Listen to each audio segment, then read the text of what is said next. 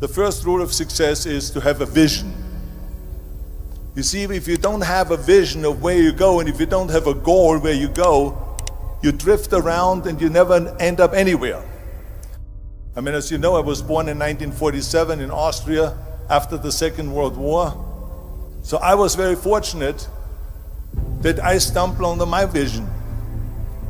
And I didn't really like Austria when I grew up. I couldn't wait to get out of there. I couldn't see myself becoming a farmer or a worker in a factory or anything like that, even though my parents wanted me to stay there and have a normal life. But that was their vision, not mine. My vision was totally different. I felt that I was born for something special, for something unique, for something big. Then one day I went to school. I remember I was 11 years old, and they showed a documentary about America.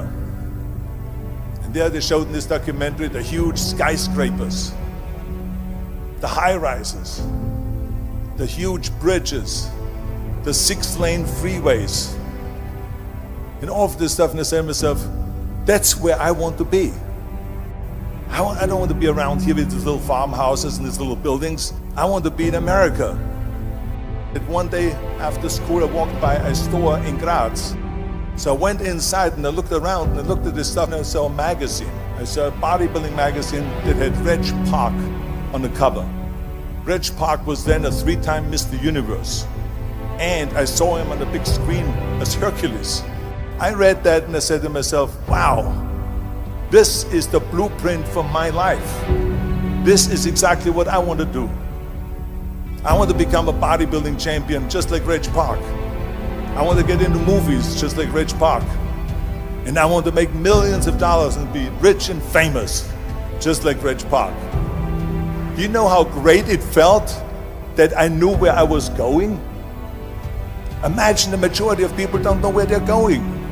I knew where I was going, that I'm going to become this bodybuilding champion just like him. So it was just a question of how do you do it? I was so relieved, because when you have a goal, when you have a vision, everything becomes easy. So people always ask me, when they saw me in the gym in the pumping iron days, they say, why is it that you're working out so hard?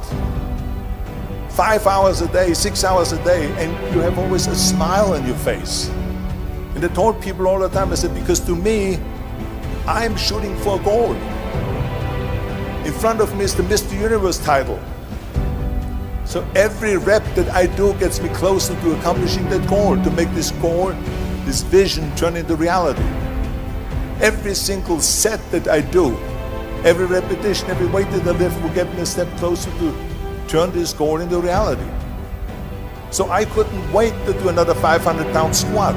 I couldn't wait to do another 500-pound bench press. I couldn't wait to do another 2,000 reps of sit-ups. I couldn't wait for the next exercise.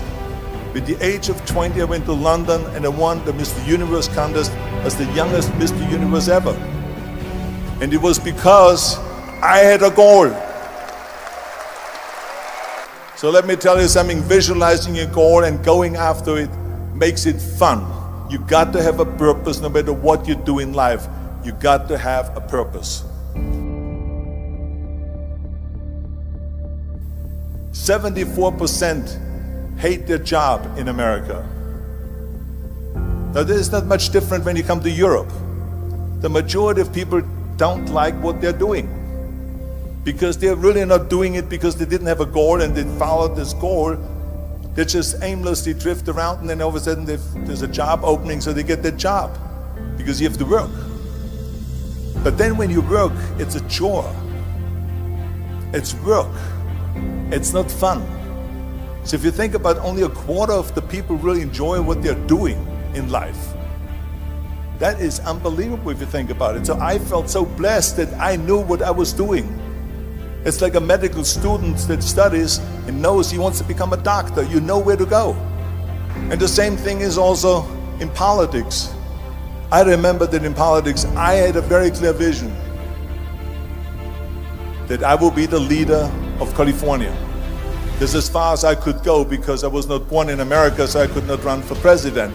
So being the governor of the 5th largest state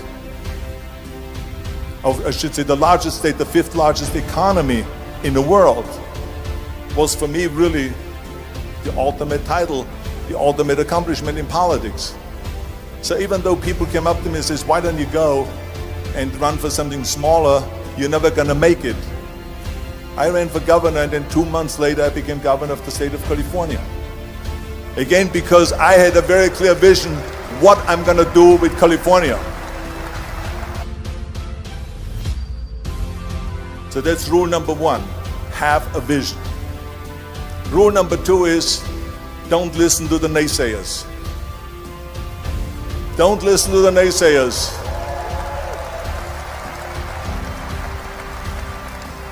Everything I ever did, the thing that I heard out of people's mouth was, that's impossible. That can't be done.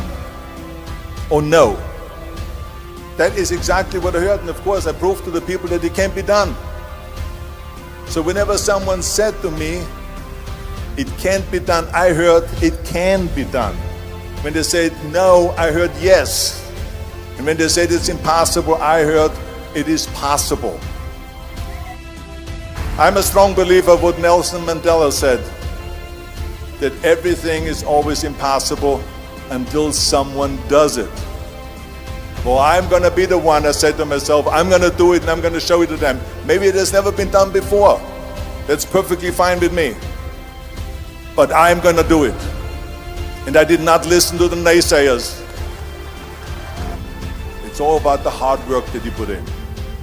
I said to myself, in bodybuilding I worked out 5-6 hours a day. I'm going to do the same thing now for acting. And of course I went to college to study English. I studied the accent removal, acting classes, and all of this stuff, all day long. I worked and I worked and I worked. And within a short period of time, I made one movie called Hercules in New York, which of course went right into the toilet.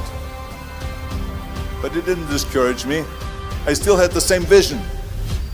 And then all of a sudden I did Streets of San Francisco. I did Stay Hungry and Pumping Iron and The Villain. And then all of a sudden I was asked by Dino De Laurentiis and by Universal Studio to star in Conan the Barbarian. And after I did Conan the Barbarian, the director at the press conference said to the press, the director was John Milius, he said to the press, if we wouldn't have had Arnold, we would have had to build one. So think about that. The very body that they said can never be sold because the time is wrong. A few years later, I'm doing Conan the Barbarian, and it was the #1 hit at the box office when it came out in the summer of '82. Think about that. And the director says, if we wouldn't have had his body, we would have had to build one. So all of a sudden, my body became an asset, not a liability. And the same thing was with Terminator. After we were finished filming Terminator, Jim Cameron said to the press, if Arnold wouldn't have had that accent and talked like a machine, I think the movie wouldn't have worked. So think about that. The body and the accent that they attacked was an asset.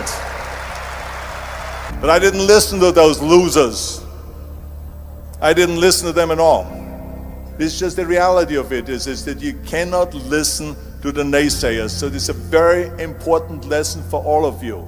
So when someone says, no, this is a stupid idea, you in your mind, you don't have to say it, but in your mind just say this, fuck you, you're an asshole. What do you know?